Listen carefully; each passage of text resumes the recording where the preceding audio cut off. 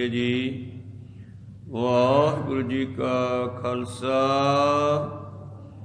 ਵਾਹਿਗੁਰੂ ਜੀ ਕੀ ਫਤਿਹ। ਸਤਿਨਾਮ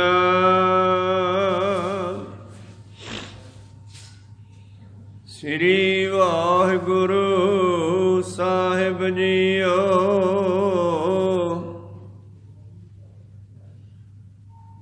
ਮਾਇਆ ਭੂਲੇ ਸਿਧ ਫਿਰੈ, ਸਮਾਧ ਨ ਲੱਗੈ ਸੁਭਾਏ। ਤੀਨੇ ਲੋਭ ਵਿਆਪਤ ਹੈ,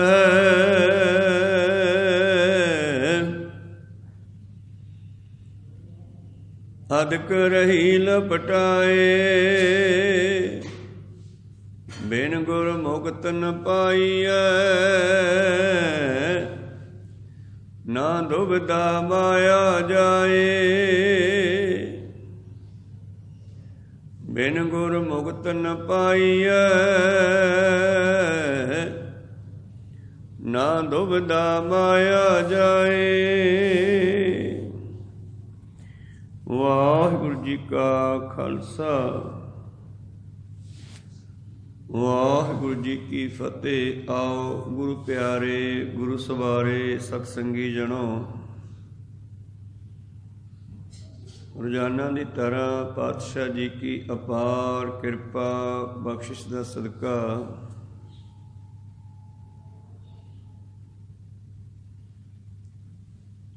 ਆਪ ਜੀ ਗੁਰੂ ਚਰਨਾਂ ਵਿਖੇ ਹਾਜ਼ਰੀਆਂ ਲਵਾ ਰਹੇ ਹੋ। ਆਪ ਜੀ ਨੇ ਪਵਿੱਤਰ ਸ਼ਬਦ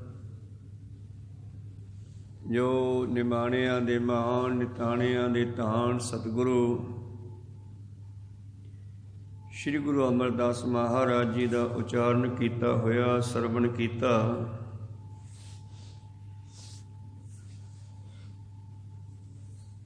ਜੋ ਸ੍ਰੀ ਗ੍ਰੰਥ ਸਾਹਿਬ ਮਹਾਰਾਜ ਜੀ ਦੇ ਪਵਿੱਤਰ ਅੰਗ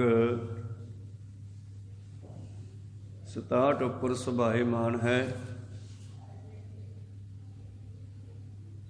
ਧੰਨ ਧੰਨ ਸ੍ਰੀ ਗੁਰੂ ਗ੍ਰੰਥ ਸਾਹਿਬ ਜੀ ਮਹਾਰਾਜ ਇਸ ਸ਼ਬਦ ਰਾਹੀਂ ਕੀ ਬਖਸ਼ਿਸ਼ ਕਰਦੇ ਹਨ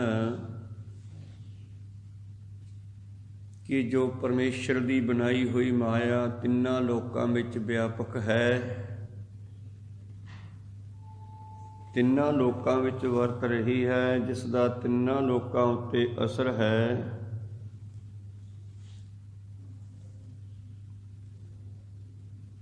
ਇਸ ਨੇ ਕਿਸੇ ਨੂੰ ਵੀ ਨਹੀਂ ਛੱਡਿਆ।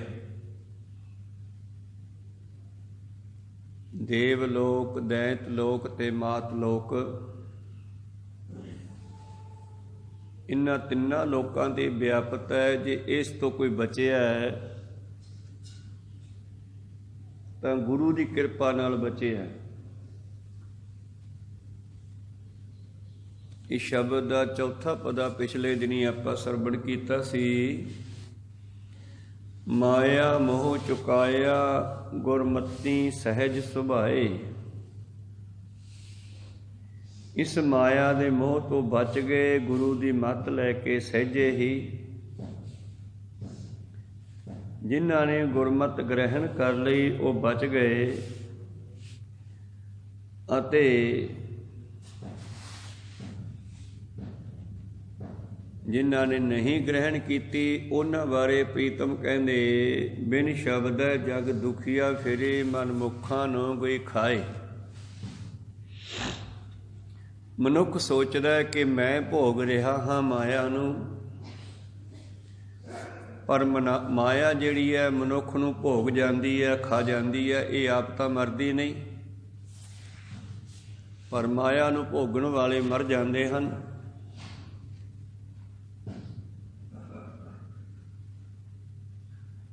ਇਹਦਾ ਮਾਲਕ ਹੋਰ ਆ ਜਾਂਦਾ ਹੈ। ਨਰੂ ਮਰੈ ਨਰ ਕਾਮਨ ਆਵੈ।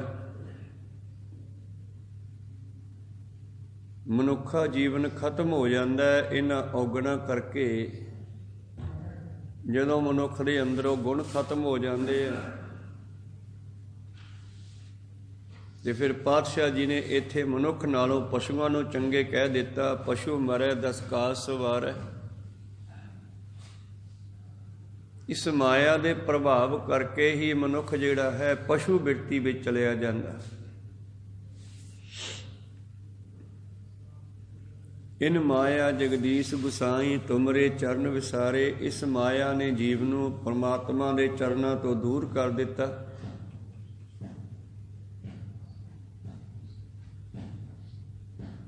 ਜਾਂ ਇੱਕ ਹੋਰ ਬਚਨ ਹੈ, ਖਸਮ ਮਰੈ ਤੋ ਨਾਰ ਨਾ ਰੋਵੈ, ਇਸ ਰਖਵਾਰਾ ਔਰੋ ਹੋਵੈ। ਮਾਇਆ ਦਾ ਮਾਲਕ ਮਰ ਜਾਂਦਾ ਹੈ, ਪਰ ਮਾਇਆ ਰੂਪੀ ਇਸਤਰੀ ਰੋਂਦੀ ਨਹੀਂ। ਖਸਮ ਮਾਲਕ ਨਾਰ ਇਸਤਰੀ, ਭਾਵ ਇੱਥੇ ਹੈ ਮਾਇਆ ਦਾ ਮਾਲਕ। ਆ ਸੰਸਾਰ ਦੇ ਵਿੱਚ ਬਣੀਆਂ ਕੋਠੀਆਂ, ਕਿਲੇ, ਕਾਰਾਂ, ਗੱਡੀਆਂ, ਮੋਟਰਾਂ, ਇਹਨਾਂ ਦੇ ਬੇਅੰਤ ਹੀ ਮਾਲਕ ਬਣ ਕੇ ਚਲੇ ਗਏ, ਪਰ ਇਹ ਮਾਇਆ ਜਿਉਂ ਦੀ ਤਿਉਂ ਇੱਥੇ ਵਰਤ ਰਹੀ ਹੈ, ਕਿਸੇ ਦੇ ਨਾਲ ਨਹੀਂ ਗਈ। ਔਰ ਇੱਕ ਖਸਮ, ਇੱਕ ਮਾਲਕ ਮਰਦਾ, ਦੂਜਾ ਫਿਰ ਖੜਾ ਹੋ ਜਾਂਦਾ ਹੈ। ਖਸਮ ਮਰੈ ਤੋ ਨਾਰ ਨ ਰੋਵੈ, ਉਸ ਰਖਵਾਰਾ ਔਰੋ ਹੋਵੈ। ਰਖਵਾਰੇ ਕਾ ਹੋਏ ਵਿਨਾਸ਼। ਤੇ ਜਿਹੜਾ ਕੇਵਲ ਤੇ ਕੇਵਲ ਸੰਸਾਰ ਦੀ ਮਾਇਆ ਨੂੰ ਸੰਭਾਲਦਾ ਹੀ ਮਰ ਜਾਂਦਾ। ਤੇ ਮਾਇਆ ਤੋਂ ਮਤਲਬ ਅਸੀਂ ਪੈਸਾ ਲੈਨੇ ਆ? ਨਹੀਂ, ਮਾਇਆ ਜੋ ਦੀਸੈ ਸਿਰੀ ਮਾਇਆ ਹੀ ਮਾਇਆ ਹੈ। ਜੋ ਦੀਸੈ ਸੋ ਸਗਲ ਵਿਨਾਸ਼ੀ, ਇਹ ਸਾਰੀ ਮਾਇਆ ਹੈ। ਧੀਆਂ ਪੁੱਤਰ, ਰਿਸ਼ਤੇਦਾਰ, ਸਕ ਸੰਬੰਧੀ, ਪਤੀ ਪਤਨੀ, ਇੱਕ ਦੂਜੇ ਵਾਸਤੇ ਇਹ ਮਾਇਆ ਦੇ ਹੀ ਸਰੂਪ ਹਨ। ਤੇ ਮਨੁੱਖ ਇਹਨਾਂ ਦੇ ਵਿੱਚ ਹੀ ਫਸ ਕੇ ਆਪਣਾ ਜੀਵਨ ਬਰਬਾਦ ਕਰ ਦਿੰਦਾ ਹੈ, ਖਤਮ ਕਰ ਦਿੰਦਾ ਹੈ। ਸਤਿਗੁਰੂ ਪਾਤਸ਼ਾਹ ਜੀ ਬਖਸ਼ਿਸ਼ ਕਰਦੇ ਹਨ, ਕਈਆਂ ਨੇ ਗੁਰੂ ਦੀ ਕਿਰਪਾ ਲੈ ਕੇ ਆਪਣਾ ਜੀਵਨ ਸੁਧਾਰ ਲਿਆ। ਮਾਇਆ ਮੋਹ ਚੁਕਾਇਆ, ਮਾਇਆ ਦੇ ਮੋਹ ਚੋਂ ਨਿਕਲ ਗਏ। ਗੁਰਮਤੀ ਸਹਿਜ ਸੁਭਾਏ, ਤੇ ਸਹਿਜ ਸੁਭਾਅ ਹੀ ਉਹਨਾਂ ਦੇ ਹਿਰਦੇ ਵਿੱਚ ਗੁਰੂ ਦੀ ਮੱਤ ਵਰਤ ਗਈ। ਸੁਤੇ ਸਿੱਧ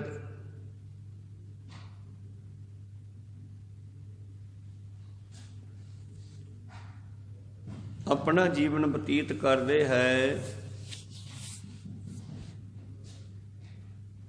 ਪਰ ਬਹੁਤੇ ਸੰਸਾਰ ਦੇ ਉਹ ਲੋਕ ਵੀ ਹੈ ਜਿਨ੍ਹਾਂ ਨੇ ਗੁਰਸ਼ਬਦ ਦੀ ਕਮਾਈ ਨਹੀਂ ਕੀਤੀ, ਉਹ ਦੁਖੀ ਹੈ। ਬਿਨ ਸ਼ਬਦੈ ਜਗ ਦੁਖੀਆ ਫਿਰੇ, ਮਨ ਮੁੱਖਾਂ ਨੂੰ ਗਈ ਖਾਏ। ਤਾਂ ਤੇ ਸ਼ਬਦੈ ਨਾਮ ਧਿਆਈਐ, ਆਓ ਗੁਰੂ ਜੀ ਦੇ ਬਖਸ਼ੇ ਸ਼ਬਦ ਉਪਦੇਸ਼ ਦੁਆਰਾ ਉਸ ਨੂੰ ਧਿਆਉਣਾ ਕਰੀਏ। ਸ਼ਬਦੈ ਸੱਚ ਸਮਾਏ, ਇਉਂ ਸ਼ਬਦ ਦੀ ਕਮਾਈ ਕਰਦੇ ਕਰਦੇ ਬ੍ਰਹਮ ਦੇ ਵਿੱਚ ਅਭੇਦ ਹੋ ਜਾਈਦਾ, ਉਹਦੇ ਵਿੱਚ ਮਿਲ ਜਾਈਦਾ। ਪਾਤਸ਼ਾਹ ਜੀ ਕਹਿੰਦੇ, ਇਹ ਮਾਤ ਲੋਕ ਦੇ ਵਿੱਚ ਵੱਡੇ ਵੱਡੇ ਸਿੱਧ ਗੋਰਖਨਾਥ ਵਰਗੇ, ਮਛੰਦਰਨਾਥ ਵਰਗੇ ਹੋਏ, ਜਿਹੜੇ ਕਿ ਵੱਡੇ ਰਾਜੇ ਵੀ ਸਨ, ਭਰਤਰੀ ਵਰਗੇ, ਜਿਨ੍ਹਾਂ ਨੇ ਰਾਜ ਭਾਗ ਛੱਡ ਕੇ ਜੋਗੀਆਂ ਦੇ ਚੇਲੇ ਬਣਨਾ ਕੀਤਾ। ਪਰ ਜਿਹੜਾ ਮਾਇਆ ਦਾ ਪ੍ਰਭਾਵ ਹੈ ਉਹ ਦਿਮਾਗ ਤੋਂ ਗਿਆ ਨਹੀਂ। ਜਿਹੜਾ ਮਾਇਆ ਦਾ ਪ੍ਰਭਾਵ ਹੈ, ਘਰ-ਬਾਰ ਛੱਡ ਕੇ, ਰਾਜ ਭਾਗ ਛੱਡ ਕੇ, ਸੰਪਤੀ ਛੱਡ ਕੇ, ਰਾਣੀਆਂ ਛੱਡ ਕੇ। ਕਹਿੰਦੇ ਇੱਕ ਦਿਨ ਭਰਤਰੀ ਰਾਜਾ ਜੋ ਤੁਰਿਆ ਜਾ ਰਿਹਾ ਹੈ, ਇਸ ਨੇ ਕੀ ਵੇਖਿਆ ਕਿ ਧਰਤੀ ਦੇ ਉੱਤੇ ਇੱਕ ਲਾਲ ਪਿਆ। ਮਨ ਦਾ ਭੁਲੇਖਾ ਸੀ, ਕਿਸੇ ਨੇ ਪਾਨ ਖਾ ਕੇ ਥੁੱਕਿਆ ਹੋਇਆ ਸੀ, ਪਰ ਇਸ ਦਾ ਮਨ ਕਹਿੰਦਾ ਲਾਲ ਪਿਆ। ਤੇ ਭਰਤਰੀ ਨੇ ਹੱਥ ਪਾਇਆ ਤੇ ਹੱਥ ਲਿਬੜ ਗਿਆ, ਤੇ ਫਿਰ ਆਪਣੇ ਆਪ ਨੂੰ ਧਰਕਾਰਾਂ ਪਾਉਂਦਾ ਹੋਏ ਮਨਾ ਇਹੋ ਜਿਹੇ ਖਜ਼ਾਨੇ ਭਰੇ ਲਾਲਾਂ ਦੇ ਘਰੇ ਛੱਡ ਕੇ ਆ ਗਏ ਆ, ਬੇਅੰਤ ਇਸਤਰੀਆਂ, ਸੁੰਦਰ ਰਾਣੀਆਂ ਛੱਡ ਕੇ ਆ ਗਏ ਆ। ਤੇ ਇੱਕ ਲਾਲ ਦੇ ਲਾਲਚ ਵਿੱਚ ਤੂੰ ਪੀਕ ਲਵੇੜਿਓ ਹੱਥ, ਕਿਸੇ ਦੇ ਥੁੱਕ ਨਾਲ ਤੂੰ ਆਪਣਾ ਹੱਥ ਲਵੇੜ ਲਿਆ, ਗੰਦਾ ਕਰ ਲਿਆ। ਭਾਵ ਬੰਦਾ ਮਾਇਆ ਨੂੰ ਤਾਂ ਤਿਆਗ ਸਕਦਾ ਹੈ, ਪਰ ਮਾਇਆ ਦੇ ਮੋਹ ਨੂੰ ਤਿਆਗਣਾ ਬੜਾ ਔਖਾ ਹੈ। ਉਹਦਾ ਮੋਹ ਫਿਰ ਸਾਡੇ ਅੰਦਰ ਅੰਸ਼ ਮਾਤਰ ਬਣਿਆ ਰਹਿੰਦਾ। ਪ੍ਰੀਤਮ ਜੀ ਕਹਿੰਦੇ, ਮਾਇਆ ਭੁੱਲੇ ਸਿੱਧ ਫਿਰੇ, ਸਮਾਧ ਨਾ ਲੱਗੇ ਸੁਭਾਏ। ਘਰ-ਬਾਰ ਛੱਡ ਕੇ ਜੰਗਲਾਂ ਵਿੱਚ ਬੈਠ ਕੇ ਸਮਾਧੀ ਲਾਉਣ ਦੀ ਕੋਸ਼ਿਸ਼ ਕਰਦੇ ਆ, ਧਿਆਨ ਘਰੇ ਵਗ ਗਿਆ। ਇਹਦੇ ਨਾਲੋਂ ਸ਼ਾਇਦ ਘਰੇ ਬੈਠ ਕੇ ਧਿਆਨ ਸੌਖਾ ਜੁੜ ਜਾਵੇ, ਕਿਉਂਕਿ ਘਰ ਵਿੱਚ ਬੈਠਾ ਹੈ, ਹੁਣ ਧਿਆਨ ਕਿਧਰੇ ਜਾ ਨਹੀਂ ਸਕਦਾ, ਘਰ ਵਿੱਚ ਤਾਂ ਹੈਗਾ ਹੀ ਆ। ਪਾਤਸ਼ਾਹ ਜੀ ਕਹਿੰਦੇ, ਘਰ ਕੀ ਨਾਰ ਤਿਆਗੈ ਅੰਧਾ, ਪਰ ਨਾਰੀ ਸਿਉ ਘਾਲੈ ਧੰਦਾ।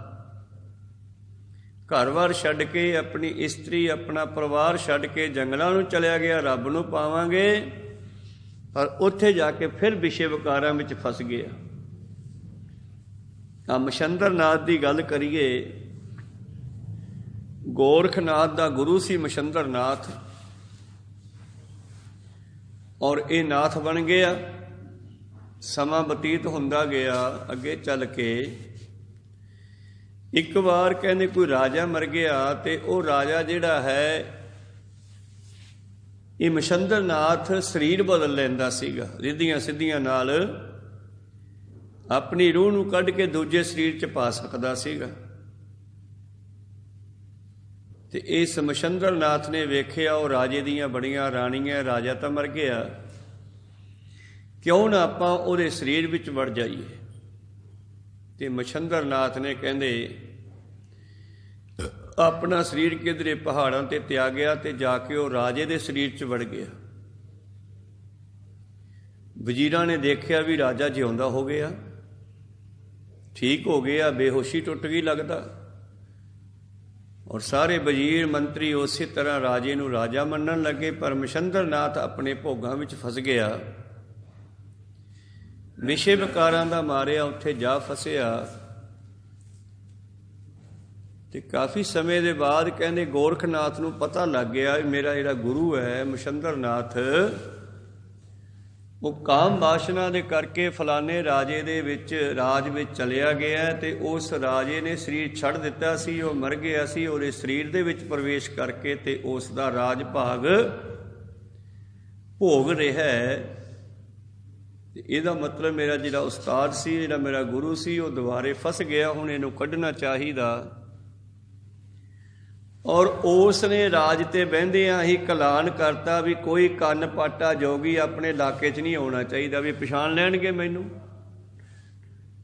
ਮਛੰਦਰਨਾਥ ਨੇ ਰਾਜੇ ਦੇ ਰੂਪ 'ਚ ਐਲਾਨ ਕਰਤਾ ਵਜ਼ੀਰਾਂ ਨੂੰ ਵੀ ਕੋਈ ਵੀ ਕੰਨ ਪਾਟਿਆ ਜੋਗੀ ਆਪਣੇ ਰਾਜ 'ਚ ਨਹੀਂ ਆਉਣਾ ਚਾਹੀਦਾ, ਮੇਰੇ ਨੇੜੇ ਨਾ ਆਵੇ। ਡਰ ਪੈਦਾ ਹੋ ਗਿਆ ਨਾ, ਵੀ ਮੈਨੂੰ ਕੰਨ ਪਾਟੇ ਸਮਝ ਸਕਦੇ ਐ। ਤਾਂ ਗੁਰੂ ਪਿਆਰਿਓ, ਵਜ਼ੀਰਾਂ ਨੇ ਕੰਨ ਪਾਟੇ ਜੋਗੀ ਨੂੰ ਨੇੜੇ ਰਾਜ ਵਿੱਚ ਆਉਣ ਤੋਂ ਵਰਜ ਦਿੱਤਾ, ਰੋਕ ਦਿੱਤਾ। ਤੇ ਪਰ ਗੋਰਖਨਾਥ ਨੇ ਉਸ ਨੂੰ ਬਚਾਉਣਾ ਸੀ, ਇਸ ਕਰਕੇ ਇਹਨਾਂ ਨੇ ਇੱਕ ਪਾਰਟੀ ਬਣਾਈ, ਇੱਕ ਟੋਲੀ ਬਣਾਈ ਨੱਚਣ ਵਾਲਿਆਂ ਦੀ, ਗਾਉਣ ਵਾਲਿਆਂ ਦੀ, ਜਿਵੇਂ ਆ ਖੁਸਰੇ ਇਕੱਠੇ ਹੋ ਕੇ ਨੱਚਣ ਆਉਂਦੇ ਆ ਨਾ, ਇੱਦਾਂ ਦਾ ਰੂਪ ਧਾਰ ਲਿਆ। ਆਪ ਵੀ ਇਸਤਰੀਆਂ ਵਾਲੇ ਕੱਪੜੇ ਪਾਲੇ, ਆਪ ਵੀ ਨੱਚਣਾ ਸਿੱਖਿਆ। ਤੇ ਗੁਰੂ ਪਿਆਰਿਓ, ਇਹਨਾਂ ਨੇ ਫਿਰ ਭੇਸ ਬਦਲ ਕੇ ਉਸ ਦੇ ਰਾਜ ਵਿੱਚ ਜਾਣਾ ਕੀਤਾ, ਔਰ ਕਹਿਣ ਲੱਗੇ ਅਸੀਂ ਰਾਜਾ ਸਾਹਿਬ ਦਾ ਮਨੋਰੰਜਨ ਕਰਨ ਵਾਸਤੇ ਆਏ ਹਾਂ। ਜਦ ਰਾਜੇ ਨੂੰ ਦੱਸਿਆ ਗਿਆ, ਰਾਜੇ ਨੇ ਬੁਲਾ ਲਿਆ, ਇਹਨਾਂ ਨੇ ਇੱਕ ਸਭਾ ਲਾ ਲਈ, ਵਿਚਾਲੇ ਪਿੰਡ ਬਣਾ ਲਿਆ, ਉਹ ਸਾਰੇ ਨੱਚਣ ਲੱਗੇ, ਗਾਉਣ ਲੱਗੇ। ਪਰ ਜਦੋਂ ਗੋਰਖਨਾਥ ਨੂੰ ਪਤਾ ਲੱਗਿਆ, ਗੋਰਖਨਾਥ ਨੇ ਵਾਰ-ਵਾਰ ਇੱਕ ਸ਼ਬਦ ਗਾਉਣਾ ਸ਼ੁਰੂ ਕੀਤਾ, ਉੱਠ ਜਾਗ ਮਛੰਦਰਾ ਗੋਰਖਨਾਥ ਆਏ ਨੇ। ਇਹ ਮਛੰਦਰ ਨੂੰ ਪਤਾ ਸੀਗਾ ਵੀ ਇਹ ਮੈਨੂੰ ਕਹਿ ਰਿਹਾ, ਹੋਰ ਕਿਸੇ ਨੂੰ ਪਤਾ ਨਹੀਂ ਸੀ। ਅਖੀਰ ਮਛੰਦਰਨਾਥ ਨੂੰ ਗਿਆਨ ਹੋ ਗਿਆ, ਉਸ ਦੇ ਚੇਲੇ ਨੇ ਉਸ ਨੂੰ ਸਿੱਧੇ ਰਸਤੇ ਪਾਇਆ, ਤੇ ਉਹਦੇ ਦਿਮਾਗ ਤੋਂ ਇਹ ਮਾਇਆ ਦਾ ਪ੍ਰਭਾਵ ਲਾ ਕੇ ਉਸ ਨੂੰ ਉੱਥੋਂ ਕੱਢਣਾ ਕੀਤਾ। ਕਹਿਣ ਤੋਂ ਭਾਵ ਹੈ ਕਿ ਮਾਇਆ ਬੜੀ ਭਿਆਨਕ ਹੈ। ਇਹ ਮਾਇਆ ਪਤੰਗੇ ਤੋਂ ਲੈ ਕੇ ਹਾਥੀ ਤੱਕ ਸਾਰੇ ਜੀਵਾਂ ਤੇ ਪਈ ਹੋਈ ਹੈ। ਪਤੰਗੇ ਦੇ ਉੱਤੇ ਅੱਖਾਂ ਦੀ ਮਾਇਆ ਪਈ ਹੈ, ਉਹ ਲਾਈਟ ਜਗਦੀ ਹੈ ਜਾਂ ਦੀਵਾ ਜਗਦਾ ਹੈ, ਉਸ ਨੂੰ ਦੇਖ ਕੇ ਬਸ ਉਸ ਨੂੰ ਹੀ ਖਾਣਾ ਪਹੁੰਚਾਉਂਦਾ ਹੈ ਅਤੇ ਉਹਦੇ ਵਿੱਚ ਜਾ ਕੇ ਵੱਜਦਾ ਅਤੇ ਮਰ ਜਾਂਦਾ, ਉੱਥੇ ਹੀ ਪੰਗ ਝੜ ਜਾਂਦੇ ਆ। ਮੱਛੀ ਨੂੰ ਜੀਵ ਦੀ ਮਾਇਆ ਹੈ, ਇੱਕ ਥਾਂ ਟਿਕਦੀ ਨਹੀਂ, ਕਦੇ ਉੱਧਰਲੇ ਪੱਥਰ 'ਤੇ ਗਈ, ਕਦੇ ਉੱਧਰ ਗਈ, ਅਤੇ ਅਖੀਰ ਇੱਕ ਦਿਨ ਜਾਲ ਪਾਉਂਦੇ ਹੈ ਅਤੇ ਜਾਲ ਵਿੱਚ ਫਸ ਜਾਂਦੀ ਹੈ, ਇਸ ਕਰਕੇ ਉਹ ਵੀ ਮਾਰੀ ਜਾਂਦੀ ਆ। ਔਰ ਹਿਰਨ ਹੈ ਜਿਹੜਾ, ਉਹਦੇ ਉੱਤੇ ਕੰਨਾਂ ਦੀ ਜਿਹੜੀ ਮਾਇਆ ਪਈ ਹੋਈ ਆ ਆਵਾਜ਼ ਸੁਣਨ ਦੀ, ਅਤੇ ਸ਼ਿਕਾਰੀ ਘੰਡੇ ਹੇੜੇ ਦੀ ਤਿਆਰੀ ਕਰਕੇ ਆਵਾਜ਼ ਪੈਦਾ ਕਰਦੇ ਆ ਜੰਗਲਾਂ ਵਿੱਚ ਇੱਕ ਸਾਜ਼ ਬਣਾ ਕੇ, ਅਤੇ ਉਹ ਹਿਰਨ ਨੂੰ ਬੜਾ ਚੰਗਾ ਲੱਗਦਾ ਹੈ, ਬਸ ਉੱਥੇ ਜਾ ਕੇ ਫਸ ਜਾਂਦਾ ਅਤੇ ਮਾਰਿਆ ਜਾਂਦਾ ਹੈ। ਇਸੇ ਤਰ੍ਹਾਂ ਹੀ ਮੋਰ, ਮੀਨ, ਮਿਰਗ, ਪੰਖੇਰੂ, ਇਹਨਾਂ ਸਾਰਿਆਂ ਹੀ ਜਾਨਵਰਾਂ ਦੇ ਉੱਤੇ ਮਾਇਆ ਪਈ ਹੋਈ ਆ। ਔਰ ਜਿਹੜਾ ਹਾਥੀ, ਉਹਨੂੰ ਕਾਮ ਵਾਸ਼ਨਾ ਦੀ ਮਾਇਆ, ਉਹ ਹਥਨੀ ਕਾਗਜ਼ਾਂ ਦੀ ਬਣਾ ਕੇ ਥੱਲੇ ਡੂੰਘੀ ਡੱਗੀ ਪੱਟ ਕੇ ਉੱਤੇ ਕੱਚੀ ਛੱਤ ਪਾ ਕੇ ਉੱਤੇ ਖੜਾ ਦਿੰਦੇ ਹੈ। ਜਿਸ ਇਲਾਕੇ 'ਚ ਬਹੁਤੇ ਹਾਥੀ ਹੋਣ, ਅਤੇ ਜਦੋਂ ਕੋਈ ਹਾਥੀ ਉਸ ਨੂੰ ਦੇਖ ਕਰਕੇ ਉਹਨਾਂ ਦੇ ਕੋਲ ਆਉਂਦਾ ਹੈ ਅਤੇ ਉਹਦੇ ਵਜਨ ਕਰਕੇ ਉਹ ਛੱਤ ਟੁੱਟ ਜਾਂਦੀ ਹੈ ਅਤੇ ਟੋਹੇ 'ਚ ਡਿੱਗ ਜਾਂਦਾ। ਫਿਰ ਕਈ ਮਹੀਨੇ ਉਹਨੂੰ ਖਾਣਾ ਪਾਣੀ ਨਹੀਂ ਦਿੰਦੇ, ਉਹ ਭੁੱਖਾ ਮਰਦਾ, ਕਮਜ਼ੋਰ ਹੋ ਜਾਂਦਾ ਹੈ।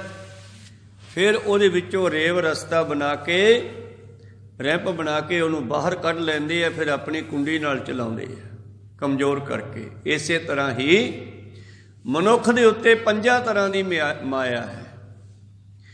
ਕਹਿੰਦੇ ਇਹਨਾਂ ਨੂੰ ਤਾਂ ਇੱਕ ਇੱਕ ਮਾਇਆ ਹੈ, ਇਹਨਾਂ ਦੀ ਮੌਤ ਹੋ ਗਈ। ਜਿਸ ਮਨੁੱਖ ਨੂੰ 5 ਤਰ੍ਹਾਂ ਦੀ ਮਾਇਆ ਵਿਆਪੀ ਹੈ, ਉਹ ਕਿਵੇਂ ਬਚ ਸਕਦਾ?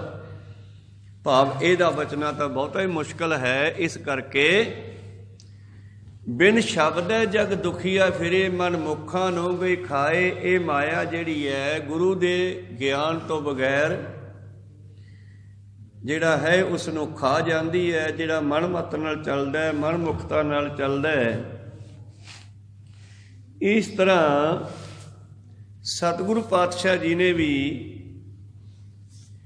ਗਿਆਨ ਦਿੱਤਾ ਸੀ ਇਹਨਾਂ ਜੋਗੀਆਂ ਨੂੰ, ਗੋਰਖਨਾਥ ਵਰਗਿਆਂ ਨੂੰ। ਸੁਣ ਮਛੰਦਰਾ ਨਾਨਕ ਬੋਲੇ, ਬਸਗਤ ਪੰਚ ਕਰੇ ਨਾ ਡੋਲੇ। ਐਸੀ ਜੋਗ ਜੁਗਤ ਕੋ ਪਾਲੇ, ਆਪ ਤਰੇ ਸਗਲੇ ਕੁਲ ਤਾਰੇ। ਧੰਨ ਗੁਰੂ ਨਾਨਕ ਦੇਵ ਜੀ ਨੇ ਵੀ ਇਹਨਾਂ ਜੋਗੀਆਂ ਨੂੰ ਨਾਥਾਂ ਦੇ ਕੋਲ ਪਹੁੰਚ ਕੇ ਸ਼ਮੇਰ ਪਰਬਤ 'ਤੇ ਗਿਆਨ ਦੇ ਕੇ ਸਿੱਧੇ ਰਸਤੇ ਪਾਇਆ ਸੀ। ਇਹਨਾਂ ਨੂੰ ਹੰਕਾਰ ਦੀ ਮਾਇਆ ਚੰਬੜ ਗਈ ਸੀ, ਬਈ ਸਾਡੇ ਵਰਗਾ ਜੋਗੀ ਕੋਈ ਨਹੀਂ, ਅਸੀਂ ਹੀ ਸਭ ਤੋਂ ਤਕੜੇ ਰਿੱਧੀਆਂ ਸਿੱਧੀਆਂ ਤਾਕਤਾਂ ਵਾਲੇ ਆ। ਬਾਬਾ ਜੀ ਕਹਿੰਦੇ ਇਹਨਾਂ ਵਿੱਚ ਵੀ ਕੁਛ ਨਹੀਂ ਰੱਖਿਆ ਗਾ। ਸ਼ਬਦ ਹੈ ਨਾਮ ਧਿਆਈ ਹੈ, ਸ਼ਬਦ ਹੈ ਸੱਚ ਸਮਾਏ। ਆਓ ਗੁਰੂ ਦੇ ਬਖਸ਼ੇ ਸ਼ਬਦ ਨਾਲ ਜੁੜਨਾ ਕਰੀਏ ਅਤੇ ਜੁੜਦੇ ਹੋਏ ਸੱਚ ਵਿੱਚ ਸਮਾ ਜਾਈਏ। ਮਾਇਆ ਭੁੱਲੇ ਸਿੱਧ ਫਿਰੇ, ਸਮਾਧ ਨਾ ਲੱਗੇ ਸੁਭਾਏ। ਇਸ ਹੰਕਾਰ ਦੀ ਮਾਇਆ ਨੂੰ ਲੈ ਕੇ ਸਿੱਧ ਵੀ ਭੁੱਲ ਗਏ। ਗੋਰਖਨਾਥ, ਮਛੰਦਰਨਾਥ ਵਰਗੇ ਤੇ ਉਹਦੇ ਬੇਅੰਤ ਚੇਲੇ ਜਿਹੜੇ ਆਪਣੇ ਆਪ ਨੂੰ ਬੜੇ ਤਕੜੇ ਸਮਝਦੇ ਸੀ, ਬਾਰ-ਬਾਰ ਬਾਬੇ ਨੂੰ ਹਰਾਉਣਾ ਚਾਹੁੰਦੇ ਸੀ ਪ੍ਰਸ਼ਨ ਕਰ ਕਰਕੇ, ਪਰ ਅਖੀਰ ਮੂੰਹ ਦਿਖਾ ਕੇ ਭੱਜ ਜਾਂਦੇ। ਅਖੀਰ ਪਾਤਸ਼ਾਹ ਚਲਦੇ ਚਲਦੇ ਇਹਨਾਂ ਦੇ ਗੁਰੂ ਗੋਰਖਨਾਥ ਦੇ ਕੋਲ ਪਹੁੰਚਦੇ ਆ ਅਤੇ ਉਹਨੂੰ ਗਿਆਨ ਦੇ ਕੇ ਸਿੱਧੇ ਰਸਤੇ ਪਾਉਂਦੇ ਨੇ। ਬਾਬਾ ਜੀ ਕਹਿੰਦੇ ਇਹਨਾਂ ਸਿੱਧਾਂ ਦੇ ਉੱਤੇ ਵੀ ਮਾਇਆ ਪਈ ਹੋਈ ਹੈ, ਇਹਨਾਂ ਦੀ ਸਮਾਧੀ ਨਹੀਂ ਲੱਗਦੀ, ਇਹਨਾਂ ਦਾ ਧਿਆਨ ਨਹੀਂ ਲੱਗਦਾ। ਤੀਨੇ ਲੋ ਵਿਆਪਤ ਹੈ, ਕੀ ਕਹੀਏ ਕਿ ਤਿੰਨਾਂ ਲੋਕਾਂ ਦੇ ਵਿੱਚ ਹੀ ਇਸ ਮਾਇਆ ਦਾ ਅਸਰ ਹੈ। ਅਧਿਕ ਰਹੀ ਲਪਟਾਏ, ਸਭ ਦੇ ਉੱਤੇ ਇਸ ਦਾ ਜਿਹੜਾ ਹੈ ਗੁਰੂ ਪਿਆਰਿਓ ਪ੍ਰਭਾਵ ਪਿਆ ਹੋਇਆ ਹੈ। ਬਿਨ ਗੁਰ ਮੁਕਤ ਨ ਪਾਈ ਹੈ, ਨਾ ਦੁਬਦਾ ਮਾਇਆ ਜਾਏ। ਗੁਰੂ ਤੋਂ ਬਗੈਰ ਇਸ ਮਾਇਆ ਤੋਂ ਕਹਿੰਦੇ ਬਚਿਆ ਨਹੀਂ ਜਾ ਸਕਦਾ, ਇਹ ਦੁਬਦਾ ਦੂਰ ਨਹੀਂ ਕੀਤੀ ਜਾ ਸਕਦੀ। ਪਾਤਸ਼ਾਹ ਫਿਰ ਅੱਗੇ ਸਵਾਲ ਪੈਦਾ ਕਰਦੇ ਹੈ ਕਿ ਸਮਝ ਆਈ ਮਾਇਆ ਕਿਸ ਨੂੰ ਆਖੀ ਹੈ। ਪ੍ਰਸ਼ਨ ਪੈਦਾ ਹੋ ਗਿਆ ਵੀ ਮਾਇਆ ਕਿਹਨੂੰ ਕਹੀਦਾ ਹੈ। ਸਤਿਗੁਰੂ ਜੀ ਮਾਇਆ ਕੀ ਹੈ, ਇਹ ਕੀ ਕੰਮ ਕਰਦੀ ਹੈ, ਮਾਇਆ ਕਿਸ ਨੂੰ ਆਖੀ ਹੈ। ਕਿਆ ਮਾਇਆ ਕਰਮ ਕਮਾਏ। ਤਾਂ ਪਾਤਸ਼ਾਹ ਜੀ ਫਿਰ ਇਸ ਦਾ ਜਵਾਬ ਦਿੰਦੇ ਨੇ, ਇਹ ਜੋ ਜੀ ਪੁਣਾ ਹੈ ਇਹ ਵੀ ਮਾਇਆ ਕਰਕੇ ਹੀ ਹੈ। ਭਾਵ ਆਪਣੀ ਅਸਲੀਅਤ ਨੂੰ ਭੁੱਲ ਜਾਣਾ, ਮੈਂ ਕੌਣ ਹਾਂ, ਕਿੱਥੋਂ ਆਇਆ, ਕੀ ਲੈਣ ਆਇਆ, ਮੇਰਾ ਕੰਮ ਕੀ ਸੀ, ਇਸ ਗੱਲ ਨੂੰ ਭੁੱਲ ਕੇ ਜਿਵੇਂ ਕੋਈ ਰਾਜਕੁਮਾਰ ਇਹ ਭੁੱਲ ਜਾਵੇ ਕਿ ਮੈਂ ਰਾਜਾ ਹਾਂ, ਰਾਜਕੁਮਾਰ ਹਾਂ, ਔਰ ਆਪਣੇ ਆਪ ਨੂੰ ਇੱਕ ਮੰਗਤਾ ਸਮਝ ਲਵੇ, ਦਰ ਦਰ ਦਾ ਮੰਗਤਾ ਬਣਿਆ ਰਹੇ। ਉਸੇ ਤਰ੍ਹਾਂ ਹੀ ਇਹ ਜੀਵ ਪਰਮੇਸ਼ਰ ਦੀ ਅੰਸ਼ ਸੀ, ਪਰ ਇਸ ਨੂੰ ਇਹ ਗੱਲ ਭੁੱਲ ਗਈ ਹੈ। ਦੁੱਖ ਸੁੱਖ ਇਹ ਜਿਉ ਵੱਧ ਹੈ, ਹਉਮੈ ਕਰਮ ਕਮਾਏ, ਤੇ ਦੁੱਖਾਂ ਸੁੱਖਾਂ ਦੇ ਵਿੱਚ ਫਸ ਗਿਆ। ਜੀਵ ਮਾਇਆ ਕਰਕੇ ਦੁੱਖ ਤੇ ਮਾਇਆ ਕਰਕੇ ਸੁੱਖ ਭੋਗਦਾ ਹੈ, ਬੰਧਨਾਂ 'ਚ ਪਿਆ ਹੋਇਆ ਹੈ। ਜੀਵ ਦੁੱਖ ਤੇ ਸੁੱਖ ਵਿੱਚ ਇਸੇ ਕਰਕੇ ਹੈ ਕਿ ਇਹ ਆਪਣੇ ਹੰਕਾਰ ਕਰਕੇ ਹੀ ਭਟਕਦਾ ਰਹਿੰਦਾ। ਦੁੱਖ ਸੁੱਖ ਇਹ ਜਿਉ ਵੱਧ ਹੈ, ਹਉਮੈ ਕਰਮ ਕਮਾਏ। ਇਹ ਮਾਇਆ ਹਉਮੈ ਦੇ ਕਰਮ ਕਰਦੀ ਆ। ਇਹ ਮਾਇਆ ਜਿਹੜੀ ਹੈ ਭਾਵ ਹਉਮੈ ਪੈਦਾ ਕਰਦੀ ਹੈ ਮਨੁੱਖ ਦੇ ਵਿੱਚ, ਤੇ ਫਿਰ ਉਹ ਹਉਮੈ ਹੀ ਇਸ ਨੂੰ ਫਸਾ ਦਿੰਦੀ ਹੈ। ਬਿਨ ਸ਼ਬਦੈ ਭਰਮ ਨ ਚੁੱਕਈ। ਇਹ ਜਿਹੜੇ ਭਰਮ ਭੁਲੇਖੇ, ਹਉਮੈ, ਹੰਕਾਰ, ਵਿਸ਼ੇ ਵਿਕਾਰ, ਦੁਬਿਧਾ ਆਦਿ ਜਿਹੜੀ ਹੈ ਗੁਰੂ ਦੇ ਗਿਆਨ ਤੋਂ ਬਗੈਰ ਖਤਮ ਨਹੀਂ ਹੁੰਦੀ। ਨਾ ਵਿੱਚੋਂ ਹਉਮੈ ਜਾਏ ਤੇ ਨਾ ਹੀ ਗੁਰੂ ਦੇ ਗਿਆਨ ਤੋਂ ਬਗੈਰ ਹਉਮੈ ਹੰਕਾਰ ਦਾ ਖਾਤਮਾ ਹੁੰਦਾ ਹੈ। ਸਤਿਗੁਰੂ ਪਾਤਸ਼ਾਹ ਜੀ ਬੇਅੰਤ ਸ਼ਬਦ ਆਪਣੀ ਪਵਿੱਤਰ ਬਾਣੀ ਵਿੱਚ ਬਖਸ਼ਿਸ਼ ਕਰਦੇ ਹਨ। ਗੁਰਬਾਣੀ ਦੇ ਰਾਹੀਂ ਪਾਤਸ਼ਾਹ ਜੀ ਕਹਿੰਦੇ ਹਨ ਕਿ ਹਉਮੈ ਨਾਵੈ ਨਾਲ ਵਿਰੋਧ ਹੈ, ਦੋਏ ਨਾ ਬਸੇ ਇਕਠਾਈ। ਜਿੱਥੇ ਹਉਮੈ ਦਾ ਵਾਸਾ ਹੈ ਉੱਥੇ ਨਾਮ ਦਾ ਵਾਸਾ ਨਹੀਂ ਹੁੰਦਾ, ਤੇ ਜਿੱਥੇ ਨਾਮ ਦਾ ਵਾਸਾ ਹੋ ਗਿਆ ਤੇ ਫਿਰ ਹਉਮੈ ਵਸ ਨਹੀਂ ਸਕਦੀ। ਇਸ ਕਰਕੇ ਬਿਨ ਸ਼ਬਦੈ ਭਰਮ ਨ ਚੁੱਕਈ, ਨਾ ਵਿੱਚੋਂ ਹਉਮੈ ਜਾਏ। ਗੁਰੂ ਦੇ ਗਿਆਨ ਨਾਲ ਹੀ ਮਨੁੱਖ ਨੂੰ ਸਮਝ ਆਉਂਦੀ ਹੈ। ਸਤਿਗੁਰੂ ਪਾਤਸ਼ਾਹ ਜੀ ਬਖਸ਼ਿਸ਼ ਕਰਦੇ ਹਨ,